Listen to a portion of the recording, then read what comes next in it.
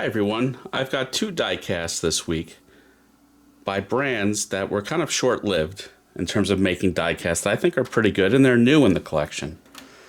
So first up, this brand is called Beanstalk. It's about 20 years old, and Beanstalk was a brand that seemed to have just the Ford license, and they were gone after maybe a year or two. And the subject matter here is the retro Ford Thunderbird, designed by a famous designer named James Mays. So this would be around 2002, 2003, 2004. The retro Thunderbird was kind of a big splash at first, and I think going for over MSRP. It was based on the same platform as the Lincoln LS and Jaguar S-Type, because back then Jaguar and even Aston Martin were under the Ford umbrella. So this brand Beanstalk was pretty good. It was better than, I'd say, Maisto or Virago. It was fully opening diecast, so you had an opening trunk. You did have dog legs. You did not have carpeting. It wasn't really a premium brand. This metallic gray color I think is very good. It has a removable hardtop, and it's got, I guess, a saddle colored interior, which again is very, very nice color combo. This color's become kind of rare. Again, you don't have carpeting. You've got kind of plasticky rubberized seatbelts, which is nice to see. These were 3.9 liter V8s, about 240 horsepower or so, automatic only, rear wheel drive. I think a 5-speed automatic from memory. Again, pretty good. You could also get the Thunderbird by Maisto. I already have this in my collection because they did the James Bond. I think the character's name was Jinx that drove it in an early 2000s James Bond in like a reddish color. So I already have it, but I wanted it in the Ford section of the collection. Packaging. It's a little beat up, but yeah, this is a Beanstalk box. You also had the folded canvas top, the tonneau cover, I guess you'd call that.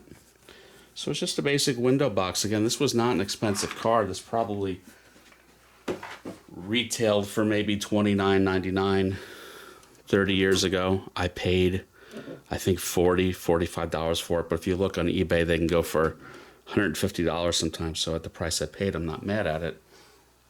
Next up, a similar story. This brand is Rico, R-I-C-K-O. Rico was the in-house brand of a retailer called Exoticar, E-X-O-T-I-C-A-R. I didn't know I was going to be doing so much spelling, but yeah, Exoticar. They had a few locations. I remember going to one of the flagship stores in New York City quite a few times in the early 2000s. It was a great store, great selection. Sad that it's gone.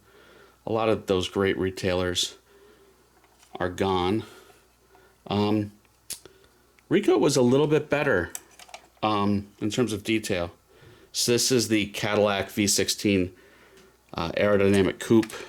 So this is a pre-war, late 30s, early 40s Cadillac known for its V16. So we have slightly better features like carpeted trunk showing a spare tire, which I don't know if that's the right spare tire, because that is a wire wheel. And if you notice, the rest of the car does not have wire wheels, but okay. You've got suicide doors with metal hinges, scale metal hinges, and you do have carpeting. You can make that out. This is a gigantic car to be a coupe, but welcome to the 1930s. So, there's the interior for you. And again, this car's claim to fame. There really were not many V16 cars ever produced, really only a couple. I can think of the, what's it called, the Isdera, which looks like kind of like a Countach out of V16. And of course this had a V16. Double hinged on both sides. I mean, this is a really neat piece. No one else makes this body style V16 Cadillac in diecast.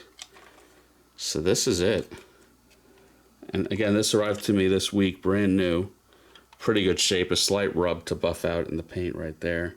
That's from the strap. I mean, it was brand new in the box.